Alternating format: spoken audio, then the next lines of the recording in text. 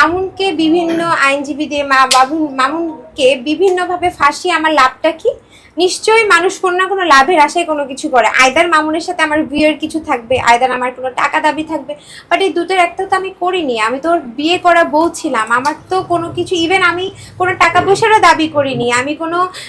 আমার হচ্ছে এখন দু একজন মানুষ হয়তো বা চিনে এইসব বিভিন্ন বিষয় দেখে আমি ভিডিও মেক করিনি ভাই। আমার অনেক কাজের অফার আসে, আমি আমার নিজের কাজ ছেড়ে দিয়েছি। আমি একটা ফ্যাশন মডেল, আমি আমার নিজের মিডিয়া ক্যারিয়ার, আমার মডেলিং ক্যারিয়ার ছেড়ে দিয়েছি, যাতে মানুষ আমাকে বলতে না পারে যে মেয়েটা ভাইরাল হওয়ার উদ্দেশ্যে, মেয়েটা হচ্ছে এটার অ্যাডভান্টেজ নিয়ে কোনো কাজ করতেছে। আপনারা জানেন আমার এইগুলোর পরে অনেক কাজের অফার আসছে, বাট আমি করিনি, যাতে মানুষের এইসব চিন্তা ভাবনা আমার পক্ষে না আসে।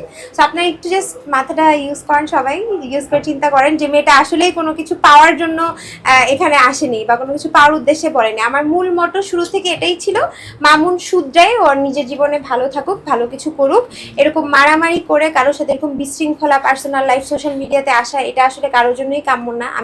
আমি কখনো চাইনি আমার লাইফটা এরকম হাস্যকর হয়ে যাক, বা মানে ওদের ব্যাপারটা যেমন মানুষ কি বিনোদনের চোখে দেখতো, এন্টারটেনমেন্ট হয়ে গেছিল মামুন আর লায়লার এসব বিষয়গুলো, মানুষ হাসাহাসি করতো একটা, আমিও নিজে দেখতাম, স্ক্রল করতাম, এন্টারটেন হিসেবেই দেখতাম। সো আমি এসব এন্টারটেনমেন্টের মধ্যে পড়বো এটা আমি কখনোই মানে নিজের কাছে কখনো এক্সপেক্ট করি। লায়লার কাছ থেকে যখন মামুন চলে গেল তখন অনেক কান্নাকাটি করছে, অনেক লায়লা বলছে যে ওর প্রেমে যদি কেউ না পড়ে, ওর প্রেমে যদি কেউ পড়ে ঠিক সেম আমার মতো এই ঘটনা ঘটবে।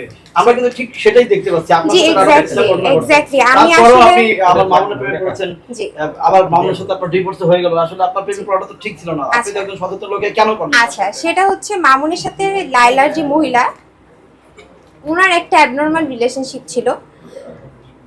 ওনার রিলেশন আর আমার রিলেশন সেম না, ওনারা একটা লিভ টুগেদারে থেকেছে, সেটা তারা সোশ্যালি খুবই স্টাবলিশ করতে চেয়েছে। আমি মামুনকে বিয়ে করে তার ওয়াইফ হয়ে তার বাসায় ছিলাম। সো ওই মহিলার সাথে যদি আমি কম্পেয়ার করি, ব্যাপারটা তো ডিফারেন্ট, রাইট? এগুলো খুবই আসলে অপ্রাসঙ্গিক কথাবার্তা ভাইয়া।